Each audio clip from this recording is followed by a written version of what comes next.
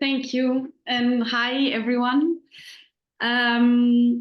So for this year's Housing Action Days, we are not going to organize a big demonstration, and I know that this was something that made everyone very excited last year because it was really a big demonstration.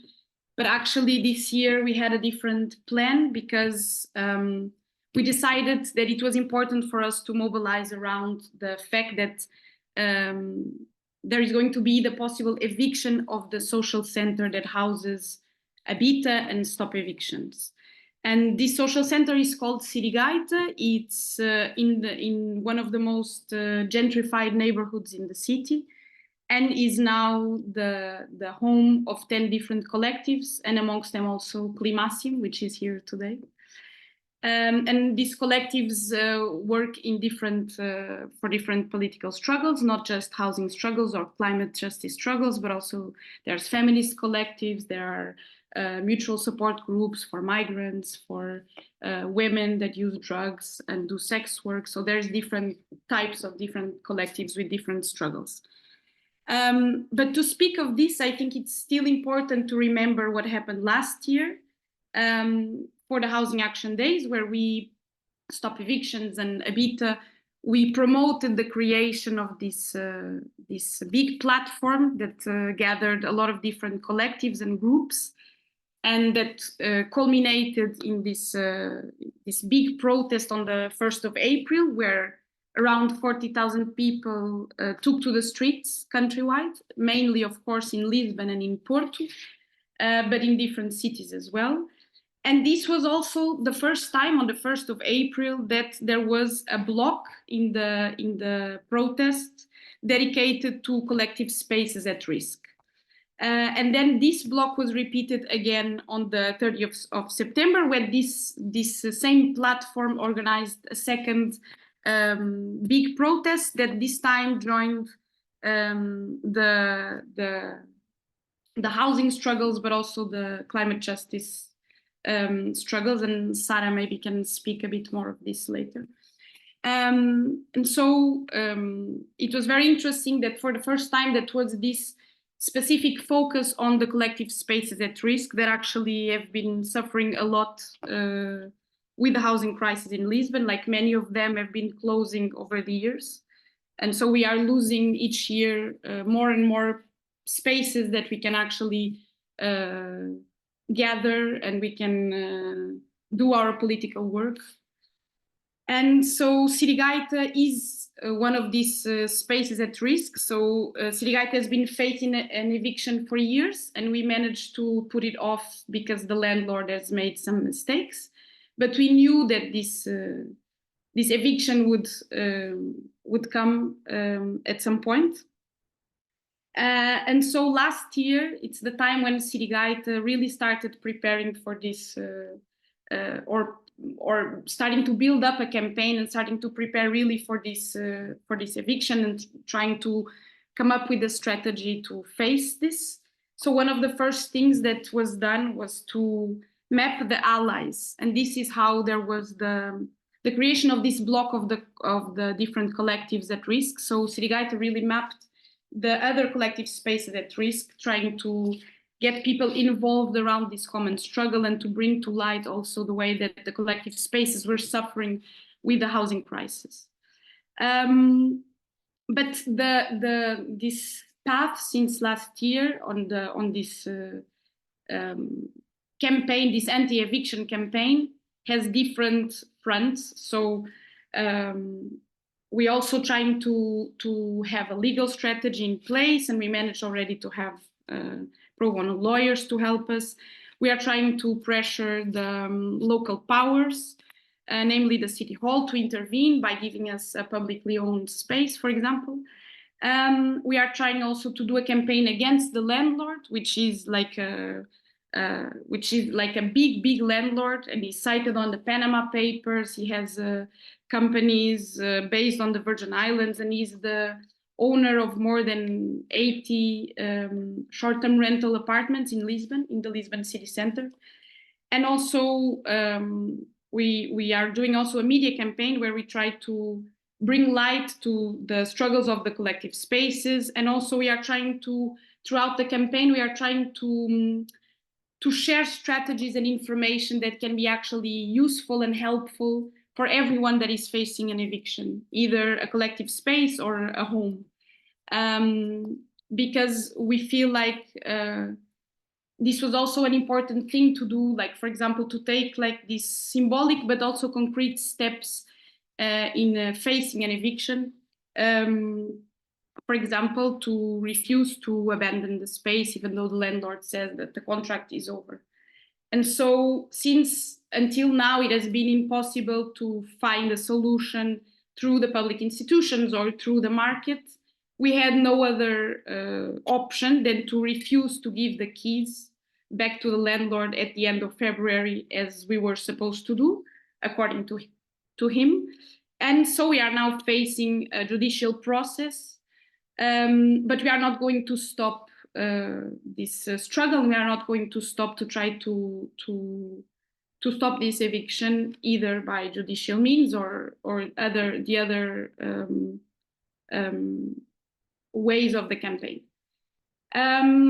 So this is why this year it was so important for us to try to, for us in Stop Evictions and Habita, to try to build up also this campaign of Sirigaita, because the eviction of Sirigaita, of this social space, it's also our own eviction. And until now, we have no other option. So we really thought it would be very important for us to mobilize around this very concrete issue that affects our political work very directly too. And so we designed this motto: we are the neighbors, we are the resistance, we are Sirigaita. And we are going to occupy the main square of the neighborhood where Sirigaita is, which is also one of the most pivotal representations of the gentrification process in the city. It's a square that throughout the years is being emptied of all of the collective spaces, of the people that used to move around this space, and it's starting to be just this desert of tourism and fancy hotels and fancy restaurants. And we are going to plan a whole day in this square with activities proposed by all of the different collectives inside Sirigaita. And we want to do this also to project in the public space our common imaginary. So we want to project there in that square the city that we are building together inside of Sirigaita through our common practices week by week. And we wanted also, of course, to involve in this event not just the collectives of Sirigaita, but other collectives and groups and platforms that we have been trying to strengthen ties over the last year or over the last years, that we also recognize as allies in the city. And so I would like to say also that the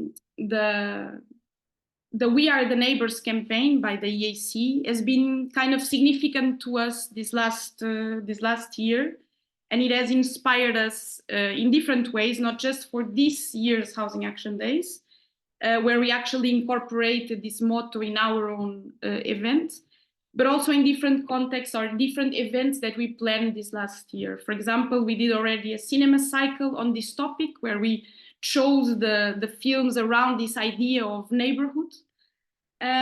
We also were a part of a mobilization in the same neighborhood, where we also used a lot this idea of neighborhood and neighbors to call everyone, the collectives and groups already organized, but also just people living around, to try to do a counter protest, because there was a far right fascist protest planned in the neighborhood, in our neighborhood. So we decided that this was something that we would not just accept and just let go by. And so for us, this concept, this idea of being neighbors, it's something that is under construction. This is something that we discussed inside the EAC as well. Like, what does it mean to be neighbors? What does it mean to see each other in this idea of a neighborhood? And so for us, it was very significant to organize our Housing Action Days protest on the 7th of April this year around this idea of protecting and defending Sirigaita, because the collectives inside Sirigaita are our neighbors, not just because we share a common space, a common political space where we use every week for our meetings and everything, but also because we share a common political imaginary that we are building week by week. And this is why for us, this motto and this idea of a campaign that gathers us as neighbors is completely significant. It makes completely sense in the moment that we are now facing with this possible eviction of our collective home. That's it. Thank you very much, Teresa, and good luck with your fight. We'll not now give the floor to Ani.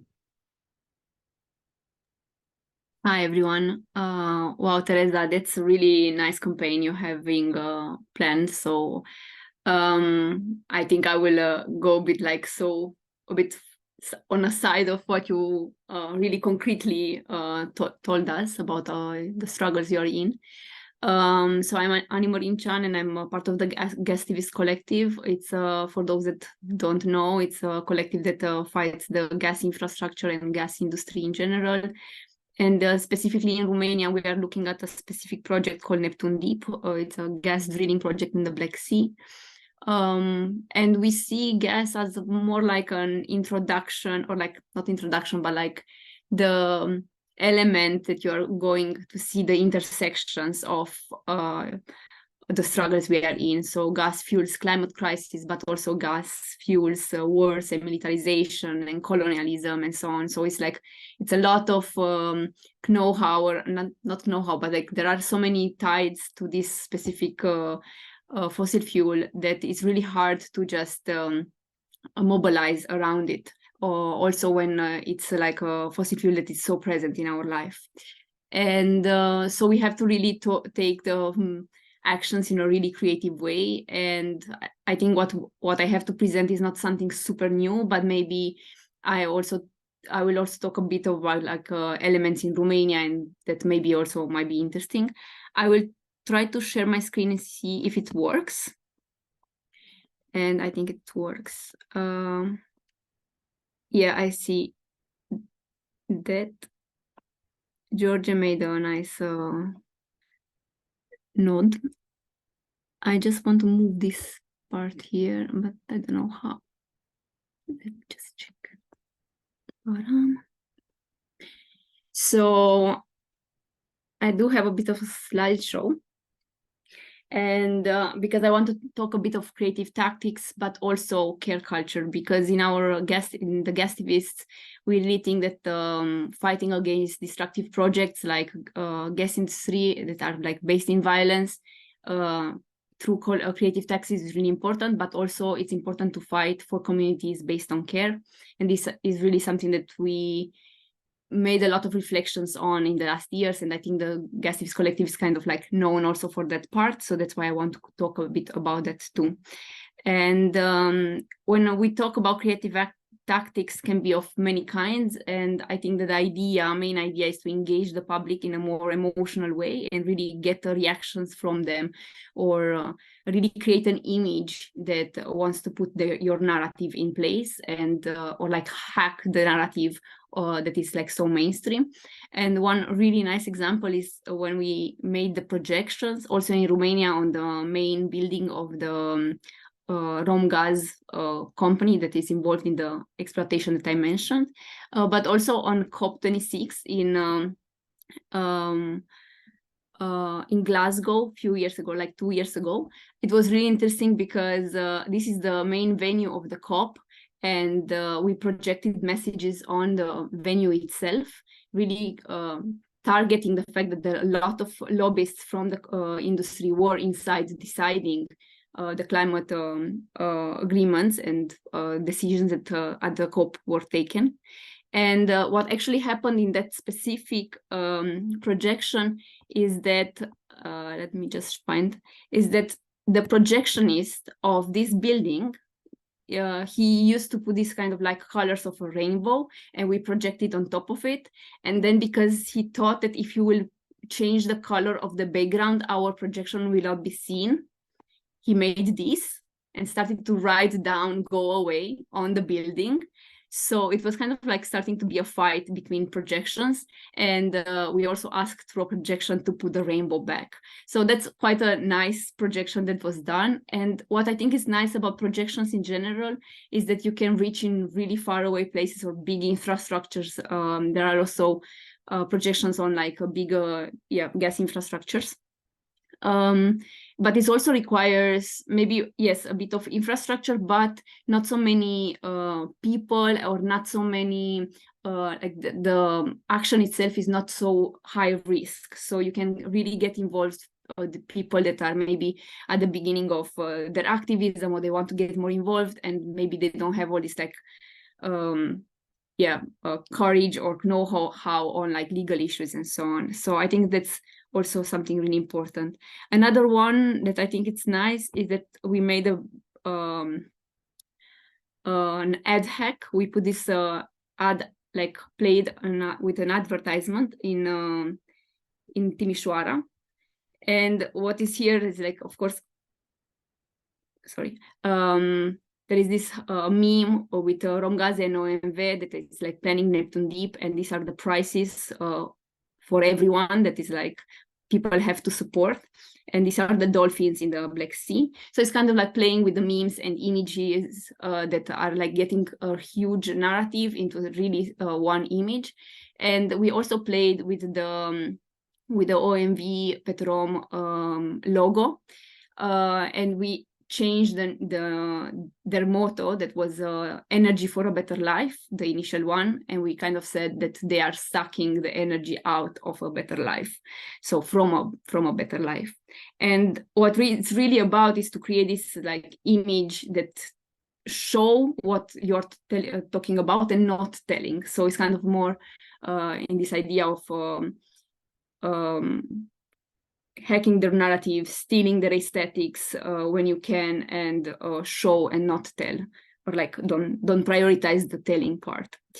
And also performances, I think that was really a really important part, especially if you can show something in a really visual way, and you can also create an experience for the audience that is around in the public and so on. And I think this is happening more and more, and as an image is really powerful, that you don't have to have the words, you just like show how the violence affects you and how the violence is part of the mainstream. And so there are like many ways of creative tactics that we can apply. In Romania, for example, because the climate discussions, there are not so many, and because I feel like we are still at the beginning of like a movement for the climate. We had a bit of more involvement in the Fridays for Future back in 2018, but really went down, and there are not many like grassroots movements around it. So we also tried with the Gastivists to make a political theater play in order to get to more audiences and reach more people that maybe don't, they communicate or they talk about this in their own apartments, but they don't really know how to go more involved. And this was a trial of like a nice way to go around and to really reach more people. And also the political theater in Romania, it has quite a big scene, and there are like a lot of social and political groups that are doing theater in an independent way. And we also made this play called The Common Room, and this year we'll have a tour through Romanian cities. And I think what is really interesting about this specific show is that it's really not the way you think to do activism. Like, let's start to make a theater play and go through the theaters and find people to talk about these issues. But in Romania, it's quite common, but I mean, it's not common from a perspective of I'm an activist and I want to do something and I will do a theater play. It's more the other way around. I'm an actor and I want to get involved. And anyway, there is a lot of know-how around, like any kind of theater. It's political and art is political, and I think this is really a way to go. And what is interesting about the common room is really that it starts the conversation from where people are at. The common room is exactly like 3 characters that are talking about the war in Ukraine, about the fossil fuels, about the war, the far right rising in Romania and so on. So it's like they're tackling all these conversations. And of course, it's a more like a dystopian way, but we can discuss after the show with the audience. And we really have also our zines there, because that's also a creative tactic we go for quite often, to have zines and really like materials that tells our story in a really remove a bit this one, in a really clear way and like more easy to get, to understand. And I think it's really important also in our movements to tell the story also from the beginning, because many times we are so immersed into our work and we forget that people don't know the basics. And we, like in Romania, we made this kind of zine that is really explaining step by step how the gas is influencing the whole narrative and how actually the things are working. Because yeah, I find myself many times in the position of explaining from zero, and sometimes I feel like I'm redundant, but for many people this is new. So we really have to remind ourselves also about that. And we do have other gas activists more zine, including a creative tactics to stop gas. So many of the things that I'm also mentioning here, of how to claim the space, for example, and crash their events, or how to hack their narratives and so on. And we also have this approach to comics, and we collaborate a lot with comic makers, and because we want to really put in image the interviews we are taking with people, the narratives we want to put out. And I think that the creative ways are also important, not only about like how you approach the audiences and like people that you want to get involved into your movement, but it's also about how you work. And in the gas activists, we always have this kind of like caring approach of, we really have policies in the making inside of our structures, and we really kind of try to say further that different roles and different contributions, and for any kind of event you want to do or any kind of actions, we want to underline that everybody has a role and everybody can get a different contribution. And for example, now I'm talking here, but I don't think I'm always the person, like the best person to make webinars and make discussions and panels and stuff like this. So I think there are like better people that are better at this. And then also there are also like really important people that might not find their ways in our movement because maybe they want to cook, or there are other roles into our actions. And I also think that it's important how we tell the stories, and not only to show the multitude ways to engage in an action or in a campaign, but also like we are saying a lot of times the story of how they do, how the system is working, how the industry is playing, how the politicians are corrupt and so on, but we forget to tell the stories of how we engage, how we do. And this is what I think is really nice about, like, we are the neighbors, we are the planet defending itself. So it's really important to tell our story, and also the multitude ways to engage. because then when we create the spaces we want to create, we also have to be not only like thinking of different roles and different contributions, but really putting our values into place and create spaces where also neurodivergency is something that is included and not excluded. And I think also it's important how we prioritize and to prioritize the process and this like relationship based than the aim itself. Because I think we are in the climate movement, at least, there is such a driven force for productiveness and like huge, massive demonstrations and so on. And if you are not yet there with your communities, I think it's not important to push it towards that. It's more important how you do your relationships with the others.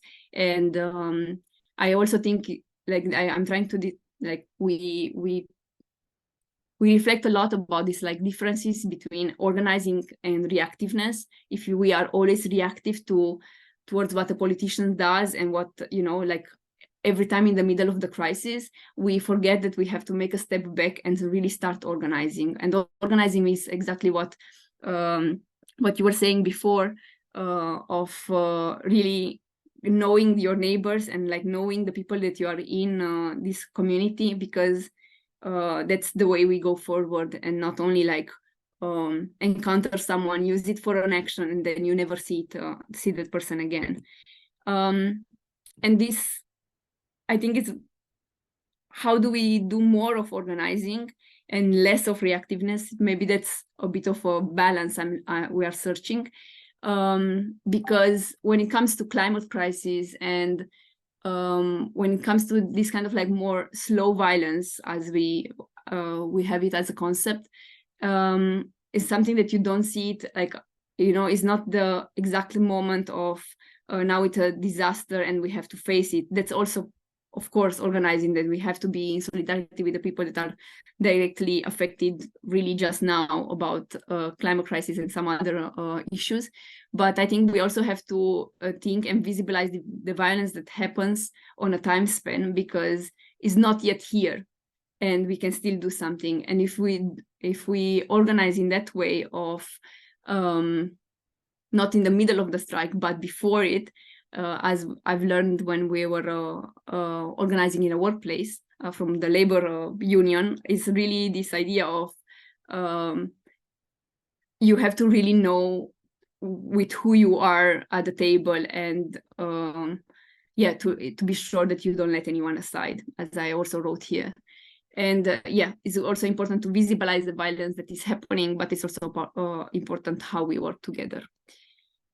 And that's about it, I think. And thank you very much, Annie.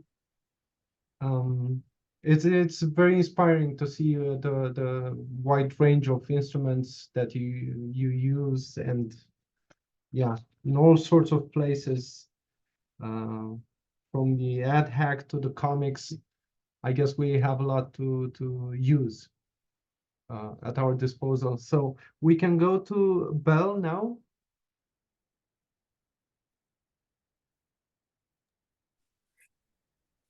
Hi, I'm Belle. I'm from the PA, the platform of people affected by mortgages. And I'm just going to explain a little bit about our fight over the last 15 years. It's our 15th anniversary this year of PA, that started in Barcelona with a big crisis of people getting evicted from their mortgages.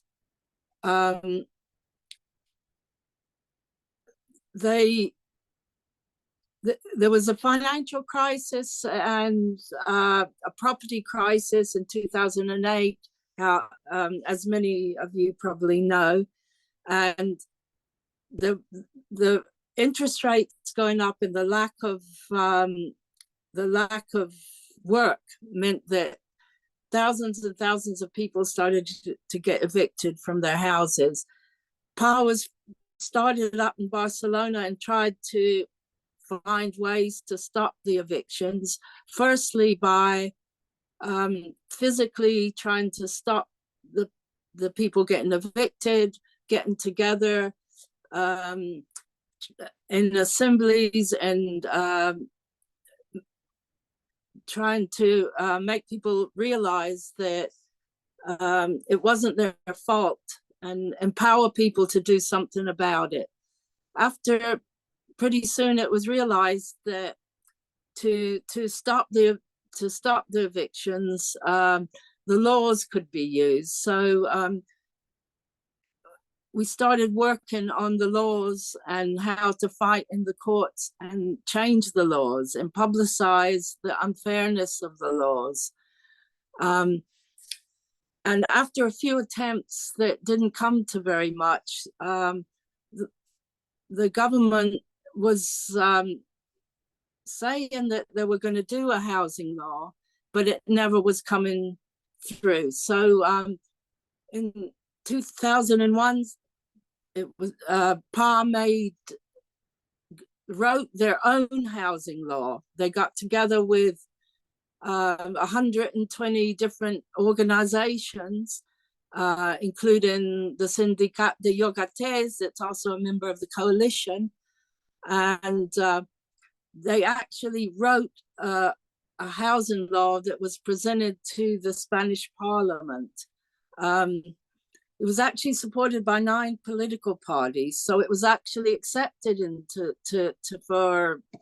be looked at in the Spanish Parliament. And 1 month later, after it was presented, the government put in their own law, to their pre-law, to start off their own housing law. So the PA housing law didn't actually get anywhere, but it made the government go ahead with a housing law. Now, this housing law is not what the PA housing law was, and there's a lot of complaints about it, and people are not very, a lot of people are very unhappy that it doesn't go far enough. But it does have a few good points on it, and it just came into being last year, less than a year ago. And it does have a possibility of rent controls. Now, recently an index of rents of all of Spain, the government has actually brought out the index of rents to facilitate the rent controls. Now, unfortunately, it depends on the autonomous regions, the different regions of Spain, if they want to apply the rent controls. And the only one that's actually come into being at the moment is in Catalonia. So this has just started, and it means that there is a limit on what can be charged. Now, it goes by city, by village, or by town. So they have to be able to bring in the rent controls. It has to fall into a certain category. The rent plus basic utilities has to be over 30% of families' incomes. So this is a general thing. So areas where this comes into effect, they can apply if the city wants to bring it in, they can bring it in. And the other parameter that can be instead of that, if rents have increased more than 3% over the consumer price index in the last 3 years. So we're about to see some areas, some towns that have got this condition of tension zones starting just in the last couple of weeks to be able to bring in rent controls. So that's one good aspect of the law. But unfortunately, most autonomous communities, including the Balearic Islands where I am, in recent elections have changed to a more right-wing government. So whereas our previous government in the Balearic Islands, I'm in Mallorca, was willing to bring in the rent controls, now we're not going to have it. And we have very, very high rents and very difficult housing problems here. The other aspects of the law that have been positive is but is not good enough, is that it's a possibility of delay in evictions, but it's only a delay. It can be up to 2 years if there's a procedure where courts have to inform social services to find out if the family's vulnerable, and if they come into the vulnerability, and there has to be a mediation, and it's a process, but it doesn't ensure that people do get a decent house at the end of the procedure. But it does draw it out. There's other aspects. There's taxes on empty housing, but it also depends on the different areas applying it. And that's the big problem we have, is getting the laws applied on a national level and on a local level as well. There's a good aspect to the law, but it's going to take some time, is an increase in social housing.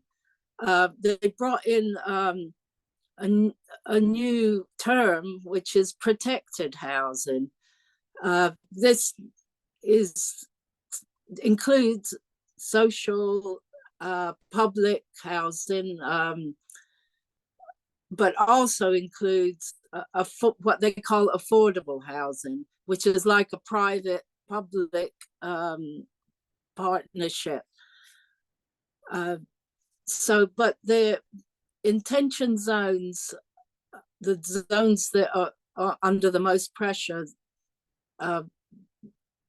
there's going to be, the plan is for there to be a 20% increase in what they call now protected housing.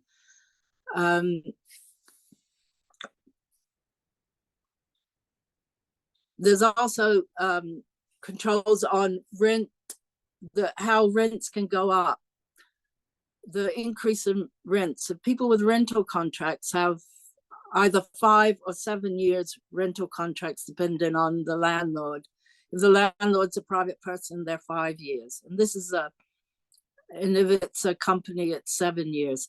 Now within this, there's going to be a control of how much the rent can increase yearly. At the moment, it's 3%, but they're going to bring out a new index to control this. So we got this new housing law in Spain that we're still fighting to improve it. It's got, we've also got moratoriums on evictions. One moratorium on mortgage evictions, that a lot of people have avoided evictions through this, is finishing in May 2024. Now, the government has said that they're going to extend it, and it's been in place since 2012. So it's being extended. It gets extended for a few years regularly. But there's no count on how many people are actually affected.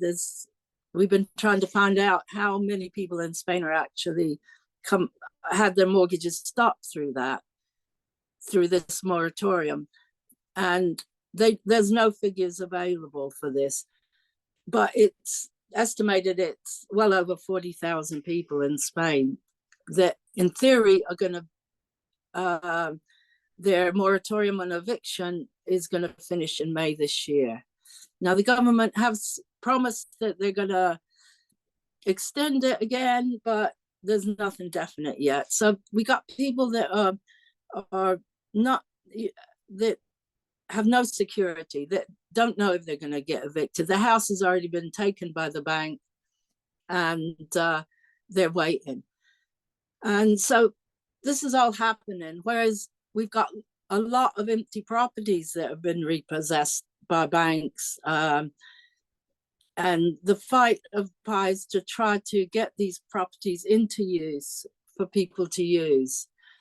And just a little bit about my local situation in the Balearic Islands in Mallorca. We actually have our own housing law, as some other parts of Spain have, but it's been a constant fight to get it applied. And now, with the change of government, we're going to lose a lot of the things we achieved. But we did have a clause in the law that enabled for the local government to expropriate in houses that have been empty for over 2 years from large landowners, which means they've owned more than 10 properties. Now, it was there in the law, but it wasn't happening. They were supposed to be registering empty properties on the database, and they weren't doing it. So what we did is we went out and we got people to go out and find the empty properties. We made our own database of the empty properties that had over 250 properties on it. And we started pressurizing them to start the procedure. And the procedure did start. They expropriated. It was very difficult legally, but they managed to get about 45 properties at that stage. And also they had the right to buy them as well. This is another thing that was in the law.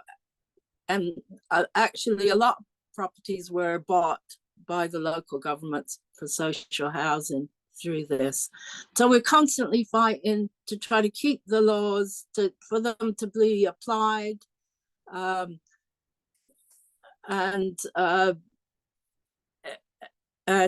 you know, the laws, we're fighting to get the laws to protect the people, but also for the laws to be applied.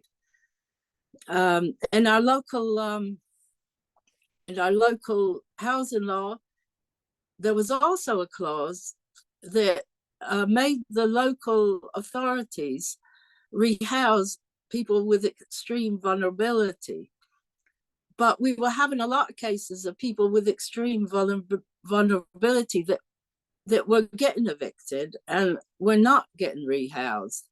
So we actually threatened the government with taking them to court to enforce the law.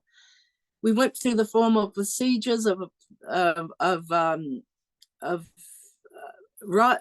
making a petition to them to rehouse these two families, which were in extreme vulnerability. And just before we were getting ready to take them to court, the people got rehoused. So we're working on a lot of cases. We're fighting each case. We're fighting the cases in court of individuals, of groups of people. We've got a cooperative of 30 flats that has been repossessed. It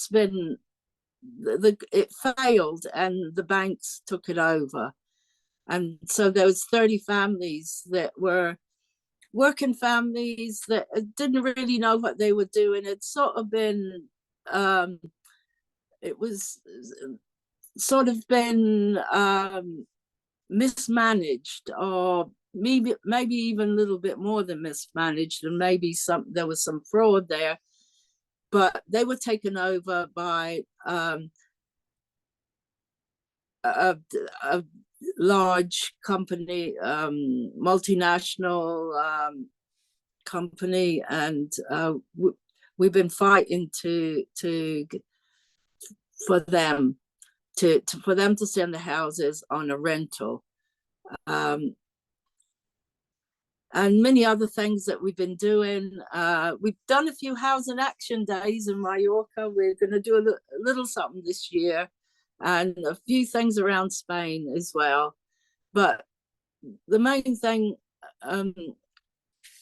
is to try to keep fighting, in all the cases, fighting the laws, fighting against the change of government, where the administration changes and you can just lose everything gained. We've got an anti-eviction office in the town hall in Palma de Mallorca, that we managed to get set up to take some of the pressure off PA, because there were so many eviction cases, and some of them could be done by the town hall, by showing people what they could do and helping them get their rights. Now we've got this being turned into the new government wants to close the anti-eviction office and turn it into an anti-squatting office, to try to, because they think it's more important to support the landlords that are evicting the people. Thank you. Well, I don't know if I've gone over time or I'm under time. Just a little bit. Thank you. Maybe I'll stop there. Sorry. Thank you. Maybe we can continue after the rest of the presentations. The complicated relationship between housing and law and activism, I think it was very well put. Even if we have laws passed that seem like good ideas, we still have to fight for their application. So next we're gonna go to Tam. Hi, can you hear me? Yes, you have the floor. Thank you. Thank you. First of all, sorry about my accent and my English. I will do my best. I am Tam, a member of a collective against eviction in Brussels, and also a worker of an association for housing right in Wallonia. This year, 5 demos will be organized across Belgium as part of Housing Action Day. We have a platform who bring together collective association activists to respond to the call of European coalition.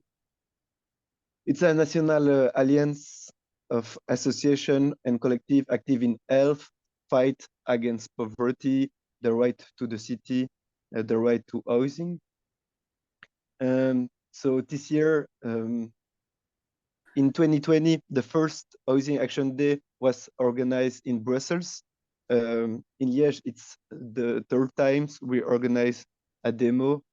In Charleroi, it's the second time, and for the first time in Namur and Antwerpen, a demo will be organized. Also in Belgium, we have 3 different housing minister, because it's not a federal matters, but a regional one. So we have a different dynamic in the different area of the country. But we have also some similarities, like the lack of social housing, the rent, and the violence of eviction. More specifically in Flanders, a collective has filed a complaint against the Flemish housing policy to the European Committee for Social Rights. That's called Woonzak. And however, it's not only to show what is going wrong, but also to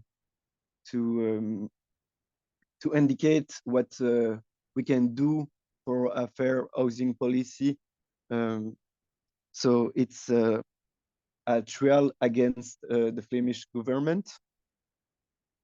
In Wallonia, the demo came from different, from local energy, from some of neighborhood in the different city. In Namur, the first demo and the organization of the demo was the opportunity to bring around the table all of the people involved in the housing rights movement, medical home, social workers, popular educator, and also some activists that usually they don't really talk about housing rights that much. And in Namur, the energy come from a popular neighborhood undergoing gentrification.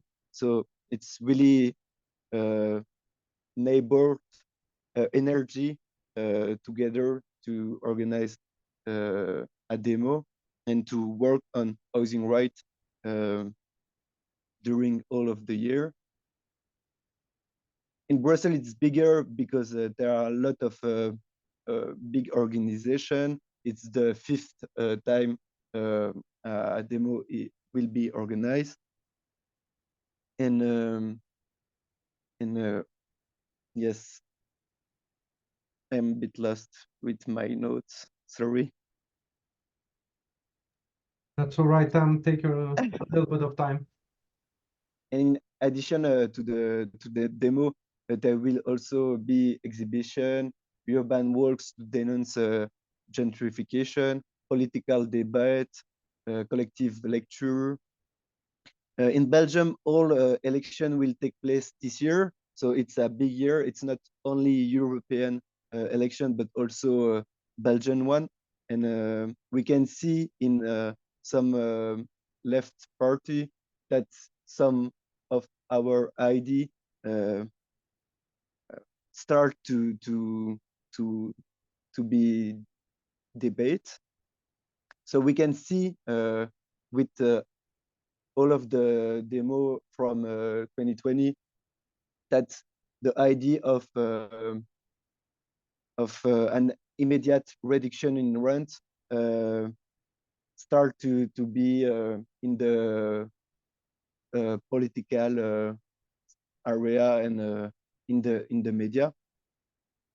But we will see if the next government will measure about the price of rent. And yeah, that's it. Thank you.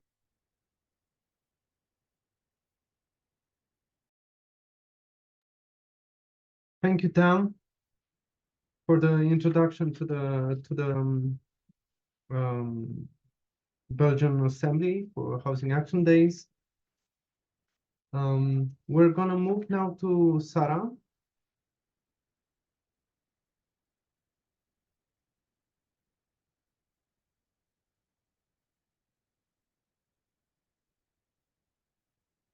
Sarah, can you hear me?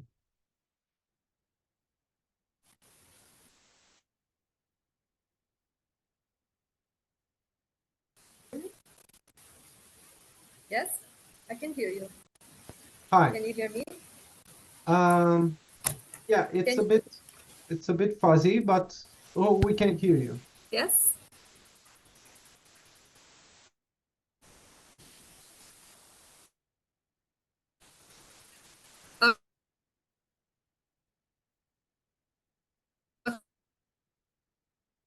Okay. I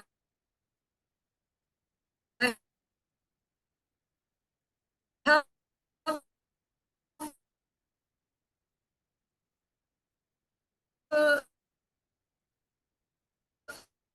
Unfortunately, it's not really working.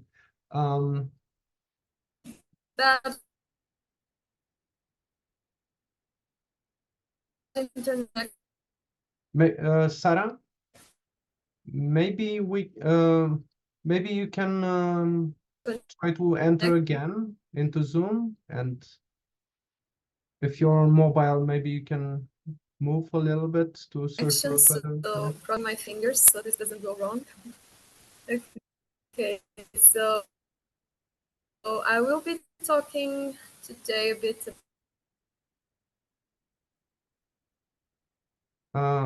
Sarah, We don't really hear you.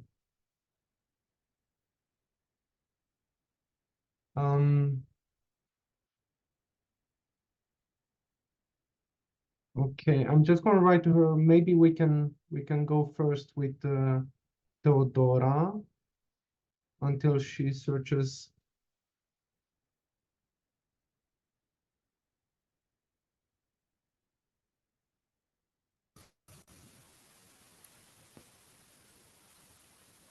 I think Sarah is back.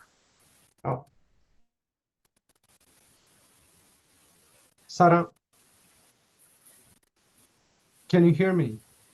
Yes, I'm back, but I don't think the internet connection is much better. Mm, I'm trying to... Okay. Can you hear me now? yeah, maybe if you close your video, maybe that would save some bandwidth.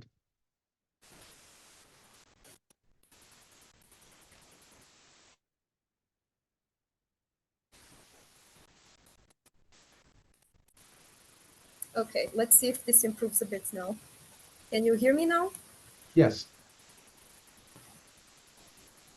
Okay. So I was going to introduce a bit of Climassimo and what we've been doing in the last months, and a bit of the work we also been doing with the housing movement in Lisbon, and also give some examples of actions we've been doing. And in the end, if I have time, talk a bit how the climate and the housing crisis are all part of the same problem, which is the system we live in. I would like to show, in the meantime, some slides. I don't know if that's going to be possible, considering my internet connection. But I will try to do this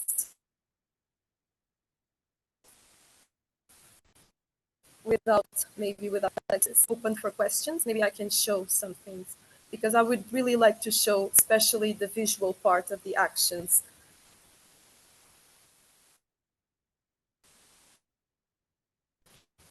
So basically, the climate and the housing crisis, we have to face this as a state of war. And this is what Climassimo has been doing since last October, when we decided to stop and look at what we have been doing in the last years.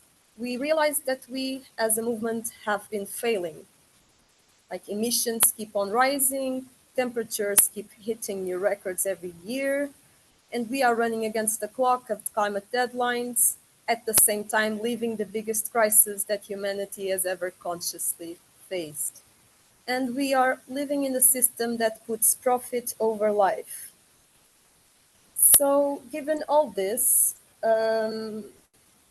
we've come to the conclusion, because everyone knows these things, and even the UN Secretary General Antonio Guterres said that we are on a motorway to climate hell. And we even said that we are already living in a climate dystopia right now, given that the global emissions condemned 9 million people to death in 2023. And so we questioned ourselves, how did we get here? How is it possible, for all our fight, our struggle, how do we get here? How do people continue to die even more year by year? And governments and companies, they know for years. And they know that to stop this crisis, they have to put life before profit. And this is true for any crisis, for the housing crisis, for the climate crisis. So this goes against what they want, because they chose to primitive, the coordinate way to destroy everything we love for the sake of profit. So we came to this conclusion that a war has been declared by them, by governments and companies. And this is a war on people and the planet. So this is a premeditated and coordinated act of violence. And we have to act upon this. We have to talk. We have to stop and talk. We have been failing as a movement, because we're from public responsibility. We don't feel responsible, because we always put the responsibility on them. But this is the separation that we have to do. They are guilty, yes, they are guilty of genocide and ecocide, but we are the responsible ones for stopping them. And this was the agreement that we did as a collective in October. So what do we do now? We've been running the news in Portugal since October when we've been decided to do non-stop actions, because we decided to turn this factual reality into a social reality. We said we need to stop this war, and to stop this war will be a result of this public discussion. The problem is there is no public discussion. There is no social reality. So we have to make it. And studies actually show that more assertive actions do not drive people away, even if many people say the opposite. And Guterres stated that we need disruption to stop the destruction. So it's us. We have the alternative to this. We have to be the alternative to this genocidal system, and it's basically people power. And now I'm gonna try to share my screen. And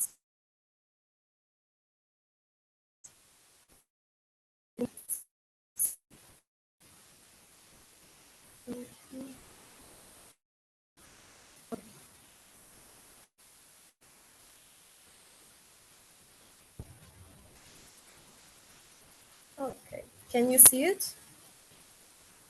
Not, no, No? no, sorry. Okay.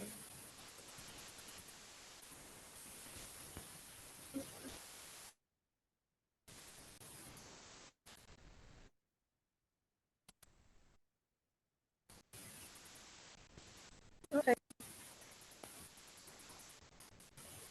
Oh, it's coming now. Okay. Can you see it? Okay, thank you.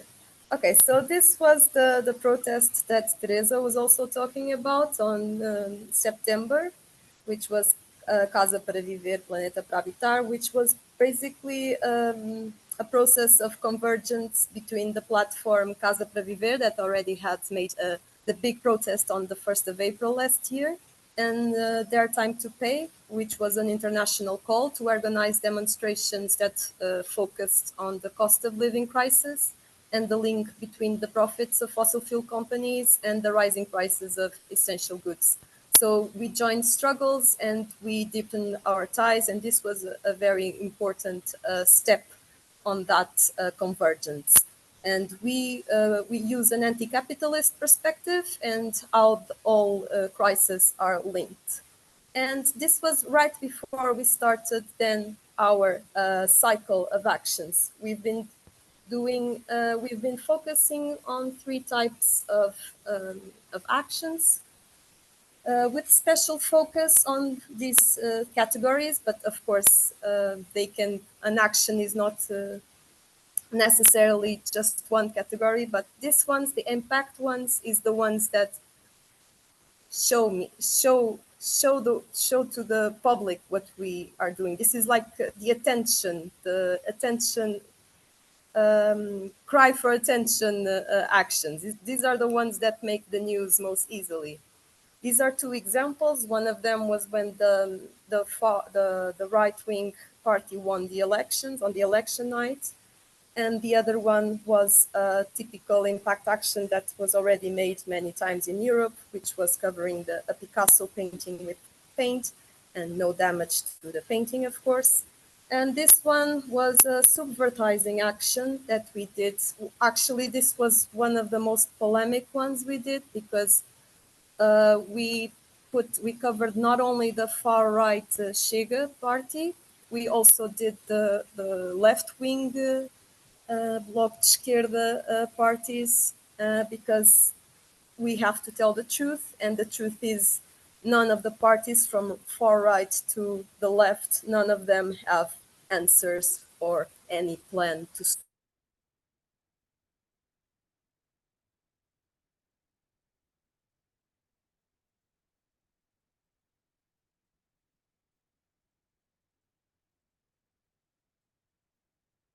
Sarah, I think we lost you.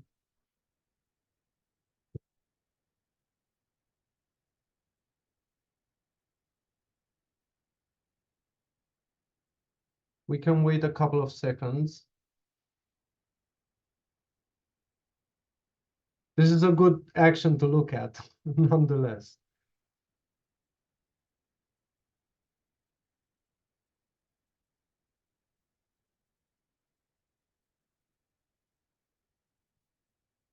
I'm really sorry that we can't see the rest of the presentation. Maybe we can now go to Teodora.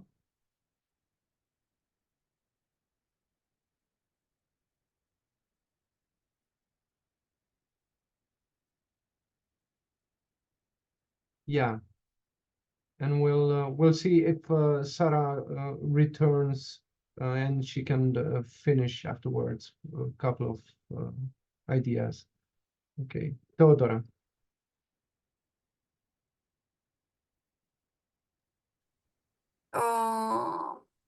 Just a moment.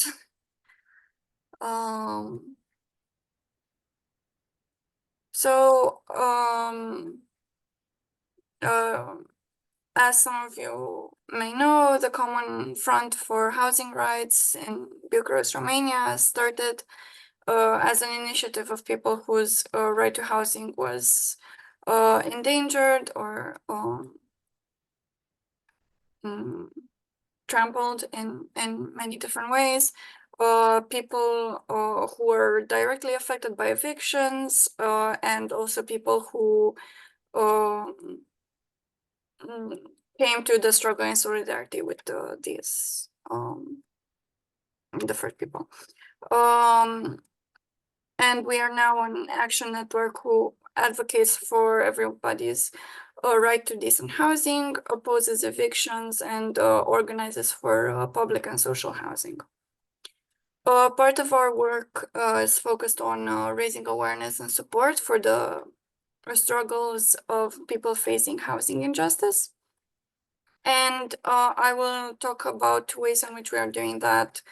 Not necessarily this week because we have a bit of a different timeline, but this month in relation to Housing Action Week. So in the last year, we worked together with an acting team on a play called In the Street, Stories about Housing Injustice. As Ani said, the independent theater scene in Romania is quite active and very political.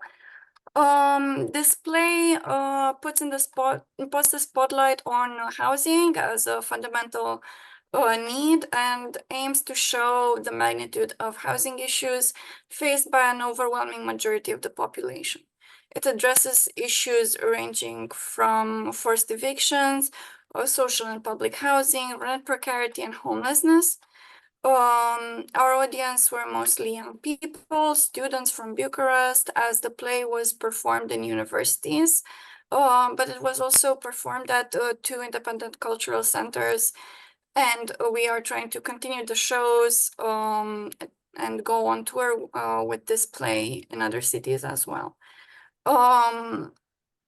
Having any kind of intervention in universities was new for us, and we wanted to reach more students because of the rising, because we know among our friends and other people, we know that the housing costs are starting to put pressure on more and more people, and we wanted to specifically address students who are in the humanities and might have already some kind of political consciousness, or who will feel some sort of solidarity with what we are already doing at FECDL. The acting team based their play on a forum theater method, giving voice to the struggles of people who don't usually get to be heard. The team took extensive interviews with people that had been facing situations of housing injustice, and their stories of struggle were then told on stage. All but one of the characters, all the characters are based on real experiences, and all but one of them are people with whom we have organized and worked with in the past. All the characters illustrate very different sections of the Romanian working class, who all have in common two things: the fact of housing precarity and the history of resistance in the face of an economic system that will exploit them but will not house them. This involves both retired working class people and also queer people who have faced housing injustice because of their queerness. And after every story, there is a time for discussion with the audience where we would reflect together on what we heard during the play. We also answer questions that the audience has. We give more context and information on the social and public housing, on the rent situation in Romania, and on forced evictions. It's an important part to allow people to join the conversation, give them space to learn, and to encourage them to take part in the struggle as well. In the end, what we want to show is that housing problems are not individual difficulties. We want people to understand that it's not shameful, it's not something to keep silent about, and we want to encourage people to speak more about everyday housing difficulties. We also want we want to encourage people to develop a political consciousness that relates to their common material conditions. The play calls for awareness, action, and for working class solidarity to fight for the fundamental right to housing. The second thing that I want to talk about is the struggle of a group of self-organized people for social housing in Bucharest. They demand the completion of a social housing building that was promised to them by the local administration. This building is the first of 8 social housing blocks that were set to be constructed by the city hall, and they're now on standby. In 2020, over 100 families got assigned social housing units by the local administration after waiting for 10, 15, maybe 20 years. But the apartments were not ready yet. The building was in construction and was supposed to be finished in a few months. This did not happen. Construction stopped after the elections in 2020, and people self-organized using social media and other means to get in contact with each other. They organized protests. They attended numerous city council meetings. I spoke to the mayor and councillors and sent countless petitions. We came into the picture a bit later after this group had already organized, and we offered our knowledge and support in these advocacy actions, used all our platforms and resources to amplify their voices by offering visibility to their struggle. Coverage on social media as well as in the press was the press and TV was used as a tool to put pressure on the authorities and not allow the issue to be brushed under the rug as they would have wanted to. We documented all the actions taken by the group the main organizers being about 15 women, mainly single mothers or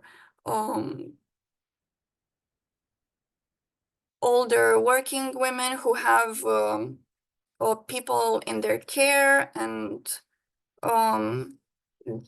they kind of kept this entire group together. We also documented the evolution of the building construction and organized protests together with the group, as well as public events dedicated to the topic, discussions, film screenings, and we make sure to always keep the conversation open about this housing block. Today, the construction of the building is still paused, and there is a long struggle ahead to also have the administration build the other 7 buildings. But our constant coming and going to the city hall together with the main organizers has emboldened others others who are on the social housing waiting lists to intervene in city hall meetings and advocate for themselves and share information and strategies for organizing among themselves. So why we wanted to talk about these 2 things for Housing Action Week is because one of our main focuses this year in the Common Front was to try and make a lot more noise on housing issues and to try and reach more people. And that's about it. We're also reaching out more to students, and we're trying to develop the discussion on rent increases, which is an issue both in Bucharest and in Cluj. And we're also trying to, we're working together more strongly with feminist groups and other socialist groups who are organizing locally, and it's been a bit of a heavy year, but we're going forward.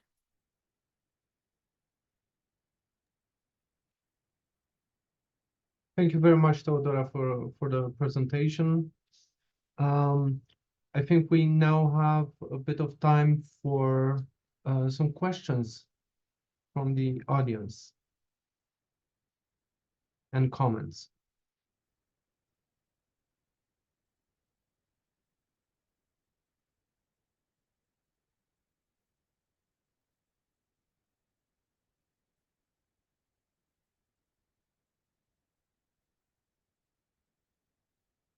And I would also encourage the presenters to react to each other's presentations.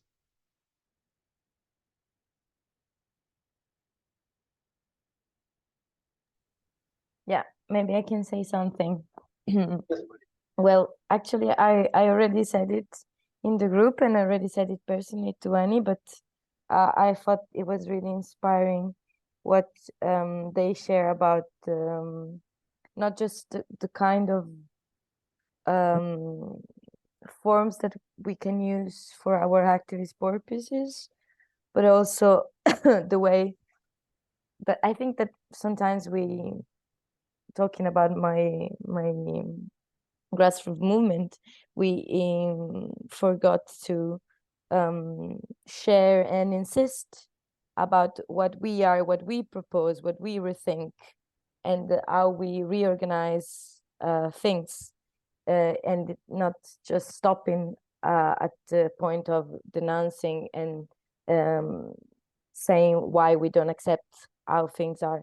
Of course, this is super important, but sometimes we just destroy instead of also constructing together and enjoying the opportunity of building together things.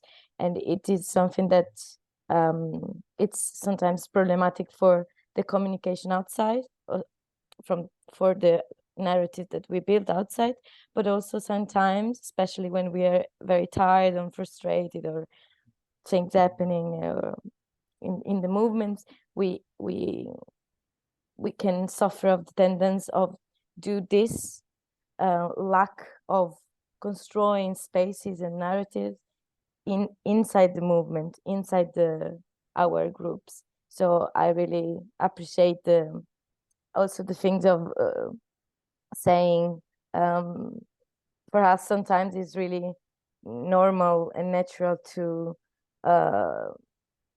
seeing the end of the equation of the lecture, of the critical lecture of reality, but for a lot of people is not, and we don't have to assume that we start all from the same step or path. So these things of repeating and not being tired of repeating the story from the beginning, I think was really, for me, was really inspiring, because it's something that I forgot and then sometimes also cause frustration. So thank you for that. But also other things that we're saying about the legal view. This is another thing that I was thinking about when I was listening to you about how we maybe once we tried one time for the legal view and it didn't work, then we maybe think that it will never work again. But there are different paths that we can keep on experiencing and doing at the same time or in different times. But I mean, the different ways of struggling, they are not one shot experience or experiment. So yeah, that. Thank you all. Thank you, Mariam.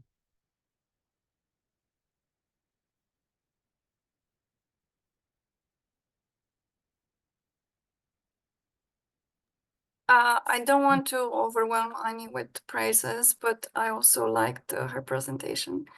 I think the focus on care work and the behind the scenes in activist communities is very important, because we also need to rebuild communities, and it's really important to build this kind of knowledge and share it, and I really appreciate that you're doing that work. And I also appreciate generally the international and anti-colonial perspective of activists, which is something not very common in European in Europe in general. So I appreciate that. All right, so we also have a question in the chat. I'm gonna read it. It's addressed to Tam. The question is, can you speak a little bit about the ways that the Housing Action Days and the movement overlap with the movement to welcome and house migrants and asylum seekers? I know this was part of the platform in Belgium last year, and I'm curious how it is being addressed now and in other cities, countries. Yes, the last year, building was open during the protest to denounce the politics of our government, and a lot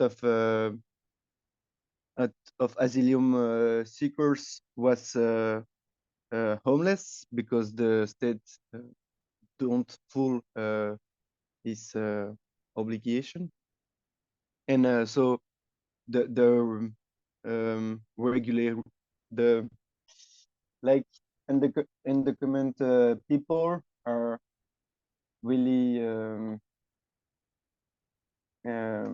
how to say, but a lot of occupation of undocumented people are a lot of eviction of this kind of occupation was during this winter, and yeah, Sorry, I'm a bit confused, but like undocumented people are the most people with a lot of struggle, a lot of problem to find a home, and we have to put a political justice for 2 seconds.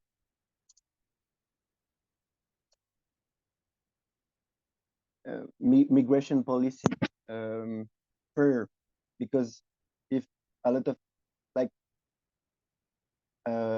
thousand people without any document can't find a home and can't find a fair job, so that for the housing right and the migratory right, I would say, is really connected, especially in Brussels, where a lot of different movements exist, and we try to put some pressure on the government, because it's really connected, housing right and migration policy. Yes, I will answer. I am not sure it was really clear, but tell me.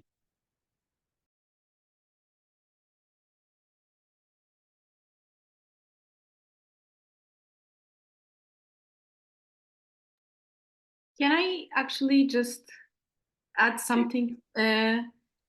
Not add, it's just that this question from Amy also made me think. I don't think that there's anyone here from Habita São Jorge, which is a housing collective, also part of the AC, but in Porto.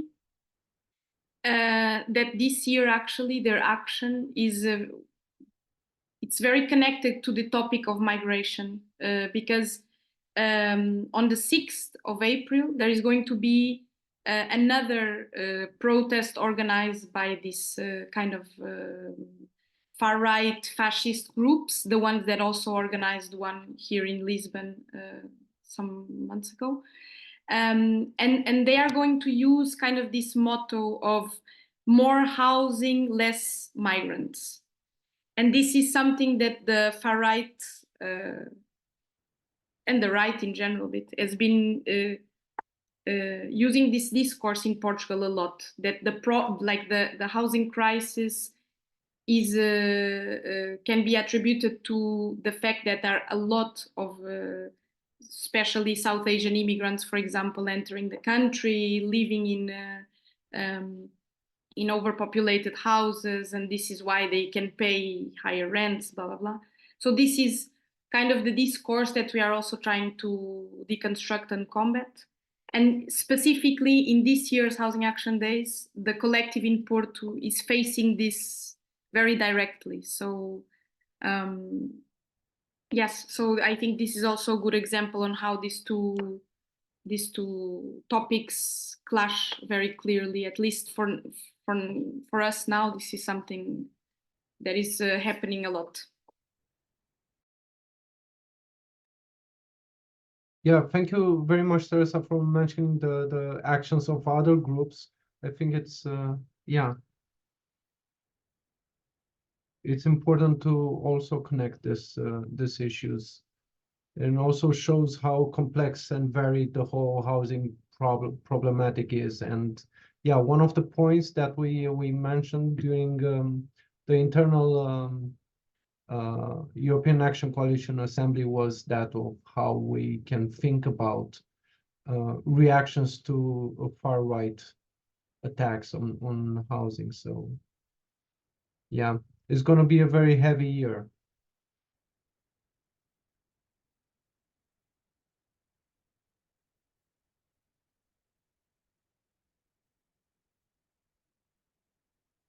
Sarah is back with us, but I'm not really sure if she has a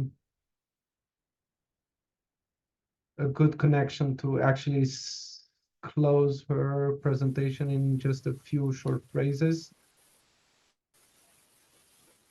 I'll have to know where exactly did I stand, because I think I was talking for a few minutes without realizing that I was not connected. Yeah, I'm really So I have really no sorry, idea. Sarah. But maybe you can just think about 2-3 phrases to conclude your ideas.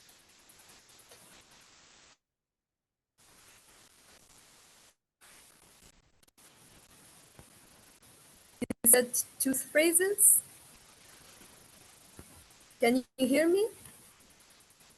Unfortunately, with the interruptions. Okay. But I'm gonna try just to say that what we have to do is intensify demonstrations, no matter how big they are. We need to strengthen our connections, and we need to confront the appropriation and the repression that we are being targeted. So we have to tell stories that inspire and allow us to realize what kind of future we are proposing, and we have to always disrupt the destruction. So I would say always to have a common strategy against capitalism. And yeah, I will give it that way. And I can also, maybe if you want, if you were asking me to write something about the examples of actions or something, I can also do that. That would be great. Thank you. That was a very good way Thank to you. wrap it up. I have to add here personally that I really, I checked the Climaximus website, and I really love their FAQ section, and it's so unapologetic.